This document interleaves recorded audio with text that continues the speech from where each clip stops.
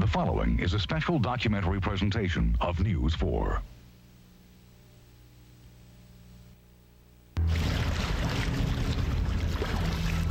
Would-be slaves rise up against their captors at sea. The year, 1839. The ship, the Amistad.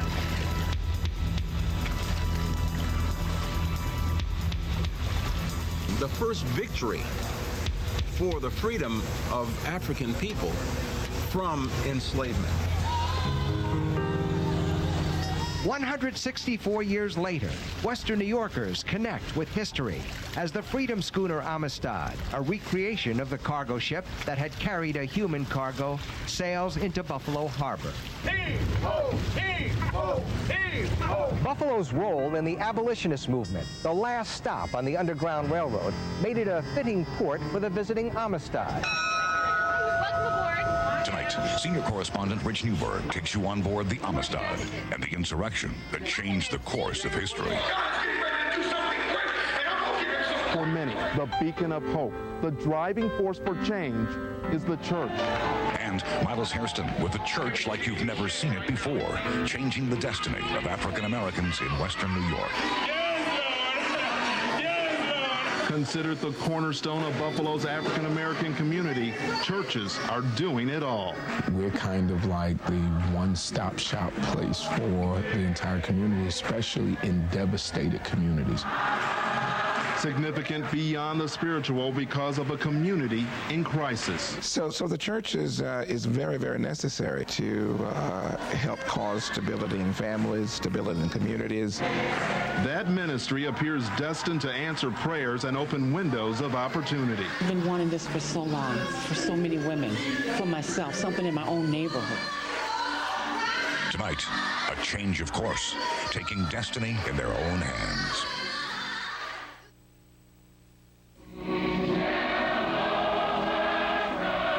It was the 1960s. African Americans stood their ground and demanded equal treatment.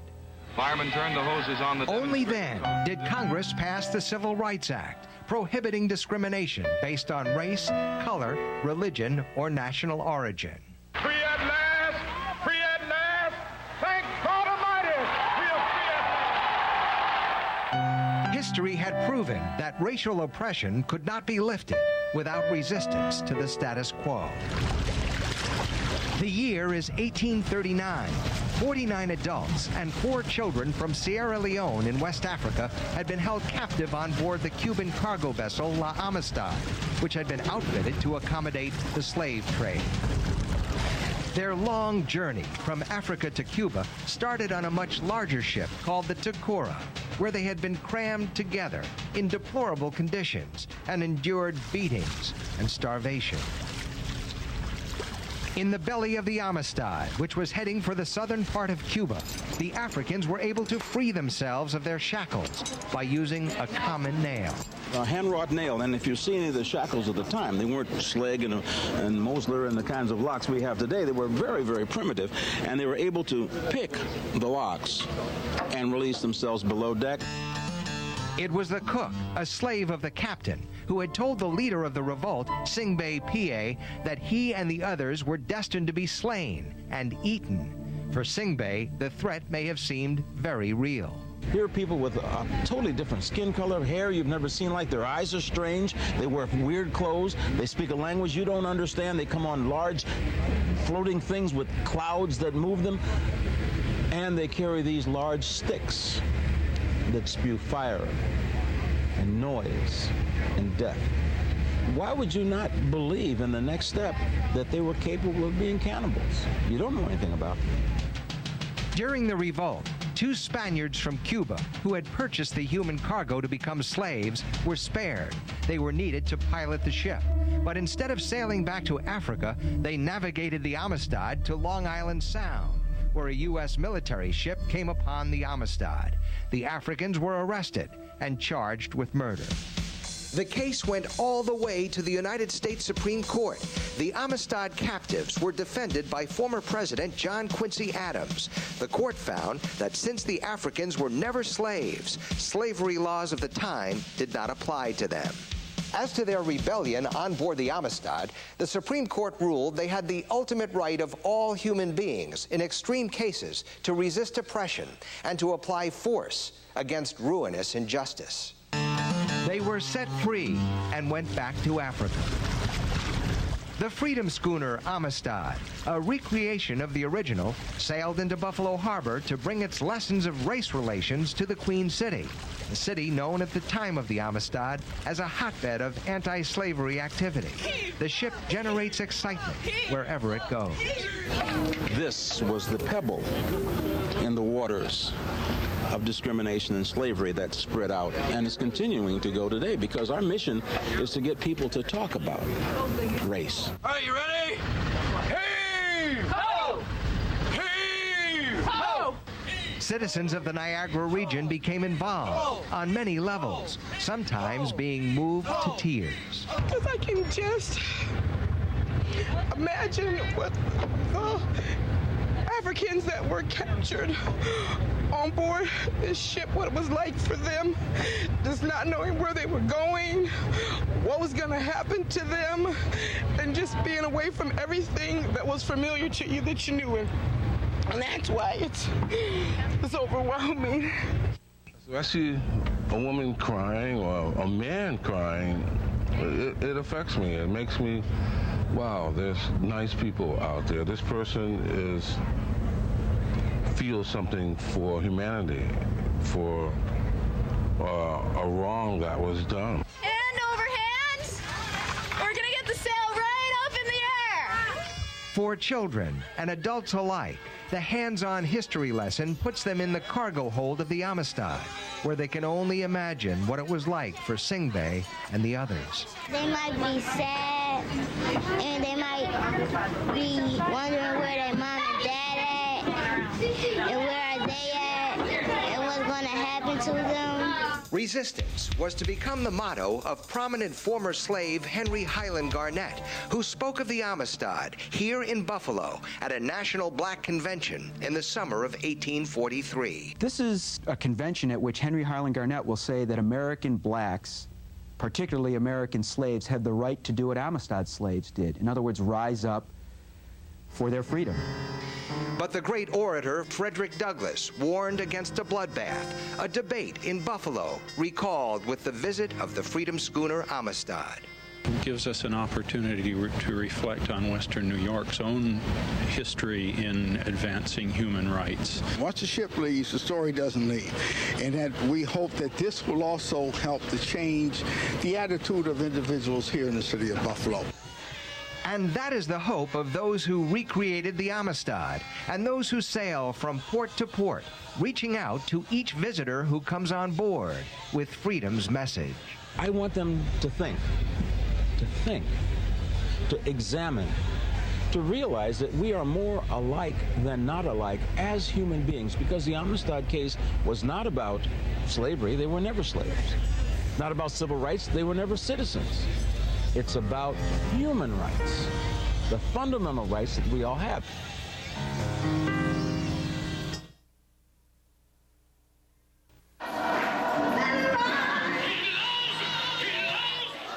An uplifting Sunday morning.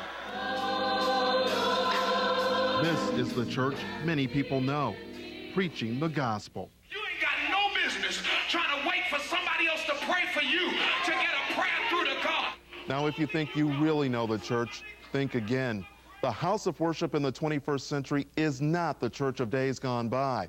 And on Buffalo's East Side, people are learning that church service is much more than just Sunday service. I call it the church beyond the walls. Greater Refuge Temple's Bishop Robert Sanders is one of the inner city church leaders making a difference. You could say he's taking it to the streets when it comes to investing in and turning around a struggling community. Investing back in the community, because that's where our people come from. God, we realize, oh God, that you're able, amen, you're able to speak life into blighted communities. It's October.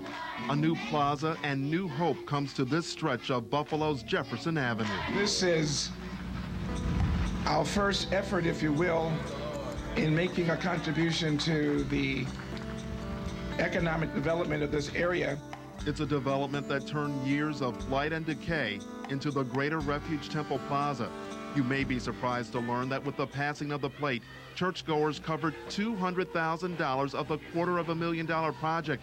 Erie County donated $50,000.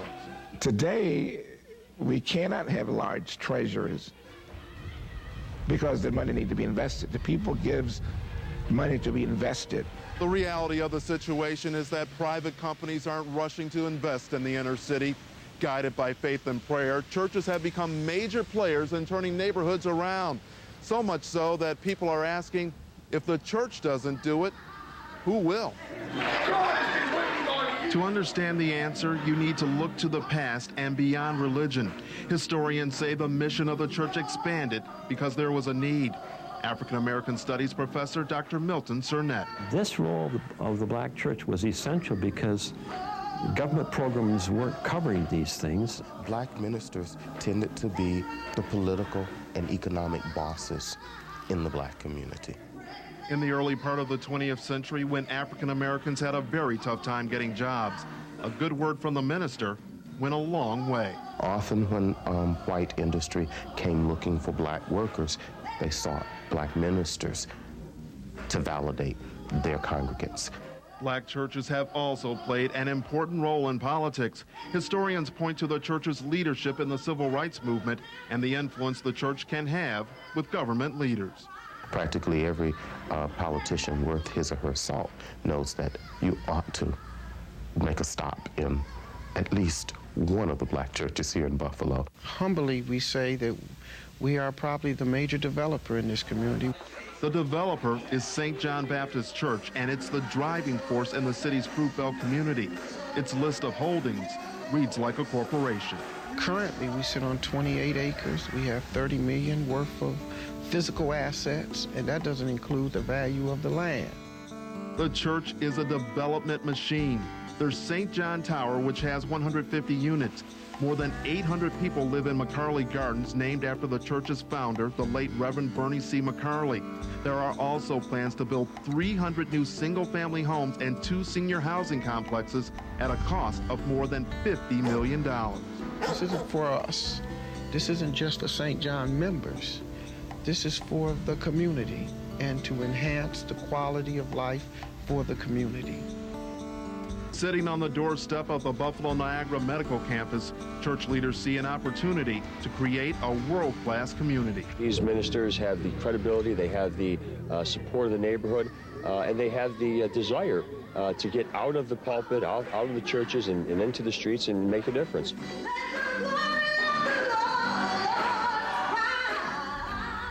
And I go to a church within this community, and you stand on their front steps and you look around. It looks a lot different within eyesight of other parts of the community.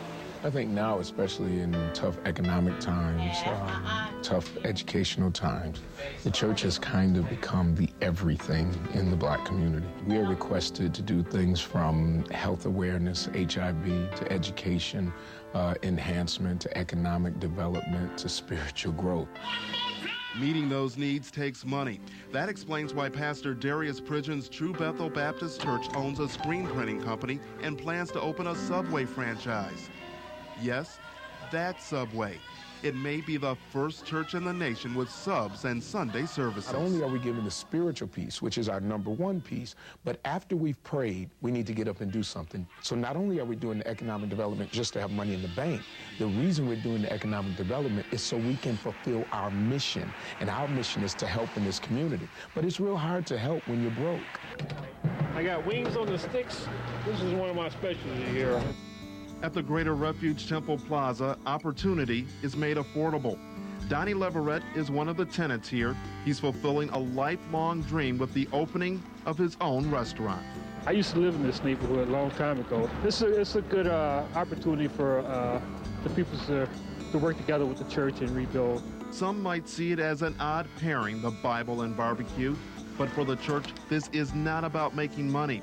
The rent business owners pay covers the cost of keeping the plaza open. And so that helps to provide food. It helps to meet emergencies. It helps to help families. that are in distress. The plaza has a variety of businesses. There's a car wash, hat store, insurance agency, and beauty salon. Brand new. I'm so excited. Beauty is Carolina Turner's business. She's a member of Greater Refuge Temple and an example of changes the church is trying to make in this community. Here I am, a single parent, and I'm a grandmother, and he made it so affordable for me, a working person, been working all my life, and now I can afford this. If Buffalo's inner city is going to survive, if there's going to be a change for the better, many believe the church is the best hope.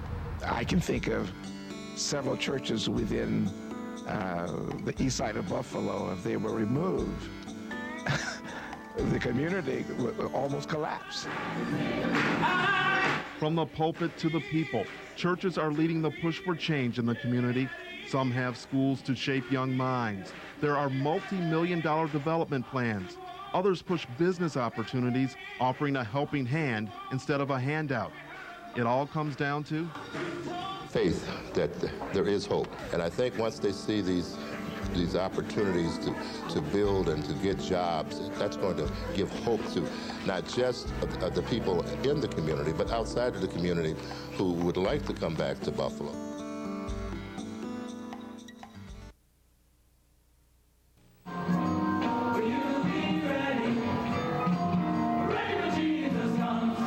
Lula Gales Herring comes from a Buffalo family of singers. In fact, all these singers are her brothers and sisters. I have 8 sisters and 8 brothers. I didn't know we were poor because Mom and Dad were never on the welfare. We never, our clothing was not bought at the Salvation Army or at the Goodwill. They sing at prisons, nursing homes, and of course, the church. Not only singing, but singing and preaching and speaking to the people. This is something we've done all our life. Thank God Almighty! They were all touched by the civil rights movement, but for Lula, it was the 1955 Mississippi murder of 14-year-old Emmett Till, shot to death for whistling at a white girl, that changed her forever. I became so prejudiced until one morning I woke up and I said, oh my God, I'm feeling all the hatred that I didn't like in other people. And I asked God to forgive me. And from that day, I never wanted anything to do with racism. But she still had a need to understand the extremes of racial brutality, and that led her to former slave prisons in West Africa, where she videotaped scenes to keep a record of what she witnessed. It was here before. But those dungeons, they were cold. They were stone. It was a jail like I'd never seen before. So when the crew of the freedom schooner Amistad welcomed Western New Yorkers on board to connect with history, Lula Gales Herring had to be there. God has taught us how to forgive, and at the same time, history has to be told according to how history was. Lula and her family of singers honor their heritage through song and prayer. They are proud descendants of a people who struggled and toiled and helped build America from the ground up.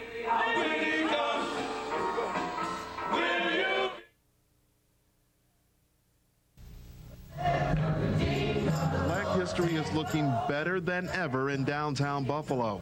Virtually alone on the street sits the home of the late Reverend J. Edward Nash, the longtime leader of the Michigan Street Baptist Church. It's undergoing a $500,000 transformation. Scheduled for completion in late 2004, Reverend Nash's papers, books, and other links to the early civil rights struggle will be available for all to see. The tourism payoff starts in 2005.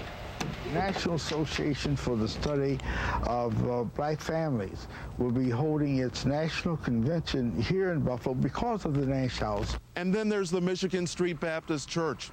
It may very well be the church of churches in Buffalo's African-American community. It once served as a gateway to freedom for runaway slaves. So if you have this building over here, you know. Bishop William Henderson is the caretaker of the church. A new roof is only part of the vision to keep history alive.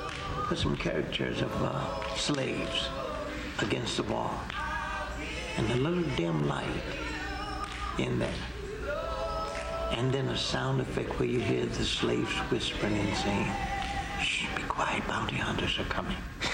A vacant building is just steps away from the church, and the bishop has a dream for the future.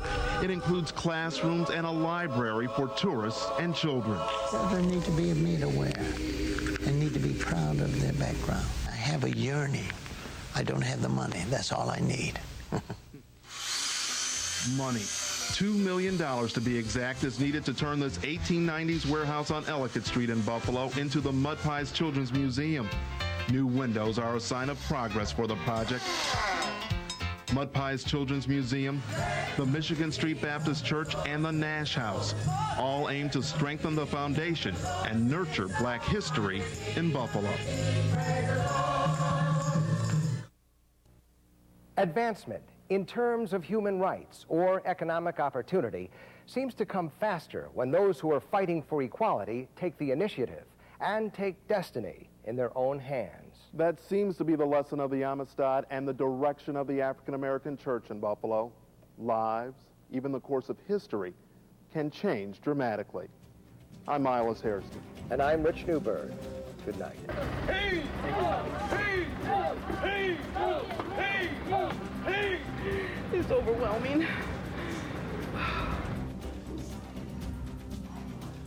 I can only think that one of them, or maybe more, would say that when we take over this ship, this is for our sons and daughters who may come after us. We're gonna get the sail right up in the air.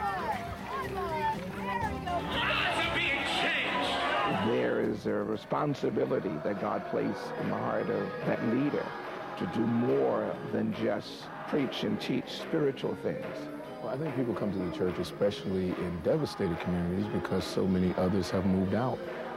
You're taking not only the message about Jesus Christ into the community, but you're also taking a service to that community.